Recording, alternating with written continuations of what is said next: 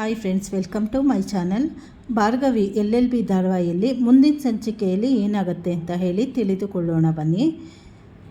ಈ ಕಡೆ ಇಷ್ಟು ದಿನ ತಾನೇ ಒಂದು ಬೆಂಕಿ ಅಗ್ನಿ ಎಲ್ಲರೂ ನನ್ನೆದುರು ಸುಟ್ಟು ಭಸ್ಮ ಆಗಿಬಿಡುತ್ತಾರೆ ಎಂದು ಅಹಂಕಾರದಿಂದ ಮರೆಯುತ್ತಿದ್ದ ಆ ಗಾಯತ್ರಿ ದೇವಿ ಅಲಿಯಾಸ್ ಗಂಗಾಳಿಗೆ ಇಂದಿನ ಎಪಿಸೋಡ್ನಲ್ಲಿ ಸರಿಯಾದ ಶಾಕ್ ಸಿಕ್ಕಿದೆ.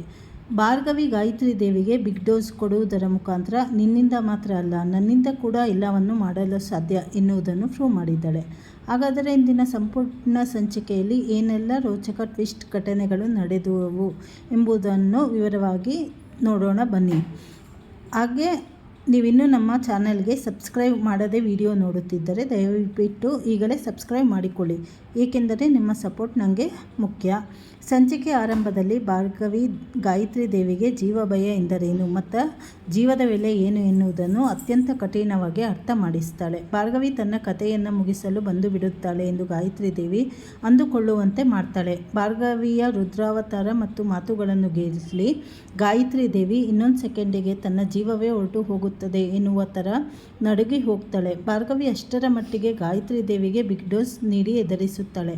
ಅಷ್ಟಕ್ಕೆ ನಿಲ್ಲಿಸದ ಭಾರ್ಗವಿ ನನ್ನ ತಂದೆಗೆ ಅನ್ಯಾಯ ಮಾಡಿದ JP ಪಾಟೀಲ್ ಮಾವನಿಗೆ ಮೋಸ ಮಾಡಿದ ಹಾಗೂ ಇಷ್ಟೊಂದು ಜನ ಅಮಾಯಕರಿಗೆ ಅನ್ಯಾಯ ಮಾಡಿರುವ ನಿನಗೆ ಖಂಡಿತವಾಗಿಯೂ ಕೋರ್ಟ್ ಮುಖಾಂತರ ಜೀವಾವಧಿ ಕಠಿಣ ಶಿಕ್ಷೆ ಕೊಡಿಸದೆ ನಾನು ಬಿಡುವುದಿಲ್ಲ ಎಂದು ಗಂಗಾಳ ಎದುರೇ ಓಪನ್ ಆಗಿ ಚಾಲೆಂಜ್ ಮಾಡ್ತಾಳೆ.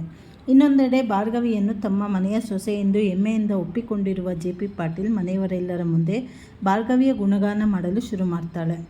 ಇವತ್ತು ನಾನು ಜೈಲಿನಿಂದ ಹೊರಗೆ ಬಂದು ನಿಮ್ಮ ಮುಂದೆ ನಿಂತಿದ್ದೇನೆ ಎಂದರೆ ಅದಕ್ಕೆ ಕೇವಲ ಭಾರ್ಗವಿ ಮಾತ್ರ ಕಾರಣ.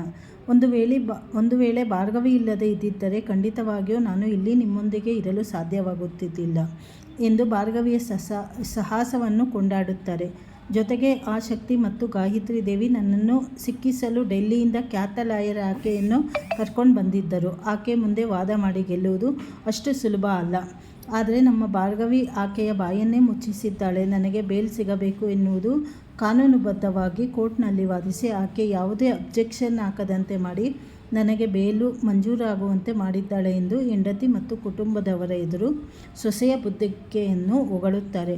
ಅಷ್ಟೇ ಅಲ್ಲದೆ JP ಪಾಟೀಲ್ ಅತ್ಯಂತ ವಿಶ್ವಾಸದಿಂದ ನಮ್ಮ ಮನೆಯನ್ನು ಅಡ್ಡವಿಟ್ಟಿದ್ದಾರೆ ಅಲ್ವಾ, ಆ ಮನೆಯನ್ನು ಕೂಡ ಭಾರ್ಗವಿ ತನ್ನ ವಾದದ ಮೂಲಕ ಬಿಡಿಸಿಕೊಳ್ಳುತ್ತಾಳೆ.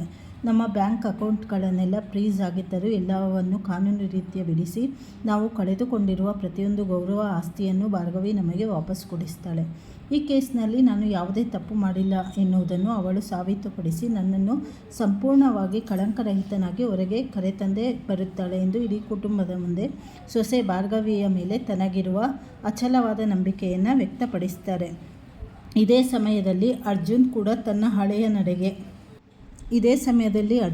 ಕೂಡ ತನ್ನ ಹಳೆಯ ನಡೆಗೆ ಪಶ್ಚಾತ್ತಾಪಪಟ್ಟು ಭಾರ್ಗವಿಯ ಹತ್ತಿರ ಬಂದು ಕ್ಷಮೆ ಕೇಳ್ತಾನೆ. ಆದರೆ ಕತೆಗೆ ಅಸಲಿ ಟ್ವಿಸ್ಟ್ ಸಿಗುವುದು ಇಲ್ಲಿಯೇ. JP ಪಾಟೀಲ್ ಅವರ ಮಗ ಜಗನ್ ಇಡೀ ಕುಟುಂಬವನ್ನು ಕುತ್ತಿಗೆ ಹಿಡಿದು ಮನೆಯಿಂದ ಹೊರಗಡೆ ದಬ್ಬುತ್ತಾನೆ. ಜಗನ್ ಮಾಡಿದ ಈ ತೀವ್ರ ಅವಮಾನವನ್ನು ಕಂಡು ಭಾರ್ಗವಿ ರೊಚ್ಚಿಗೆದ್ದು ನಿಲ್ತಾಳೆ. ತನ್ನ ಚಿಕ್ಕ ಮಾವ ಜಗನ್ಗೆ ಸರಿಯಾಗಿ ತಿರುಗೇಟು ನೀಡುವ ಭಾರ್ಗವಿ ನಮ್ಮ ಮನೆಯನ್ನು ಜಗನ್ ಕೈಯಿಂದ ವಾಪಸ್ ಉಳಿಸಿಕೊಂಡು ನನ್ನ ದೊಡ್ಡ ಮಾವ JP ಪಾಟೀಲ್ ಅವರನ್ನು ಗೌರವದಿಂದ ಮತ್ತೆ ಇದೇ ಮನೆಗೆ ಕರ್ಕೊಂಡು ಬರ್ತೇನೆ ಎಂದು ಭೀಕರ ಚಾಲೆಂಜ್ ಹಾಕ್ತಾಳೆ. ಹಾಗಾದರೆ ಮುಂದಿನ ಸಂಚಿಕೆಯಲ್ಲಿ ಭಾರ್ಗವಿ ತನ್ನ ಮನೆಯನ್ನು ಹೇಗೆ ಉಳಿಸಿಕೊಳ್ಳುತ್ತಾಳೆ, ಮನೆಯವರನ್ನು ಹೇಗೆ ಕಾಪಾಡ್ತಾಳೆ ಅಂತ ಹೇಳಿ ಮುಂದಿನ ಸಂಚಿಕೆಗಳಲ್ಲಿ ತಿಳಿದುಕೊಳ್ಳೋಣ. ಮುಂದೆ ಏನೇನಾಗತ್ತೆ ಅಂತ ಹೇಳಿ ತಿಳಿದುಕೊಳ್ಳಲು ನನ್ನ ಚಾನಲನ್ನು ಸಬ್ಸ್ಕ್ರೈಬ್ ಮಾಡಿ, ಲೈಕ್ ಮಾಡಿ, ಶೇರ್ ಮಾಡಿ, ಸಪೋರ್ಟ್ ಮಾಡಿ. ಧನ್ಯವಾದಗಳು. Thank you for watching.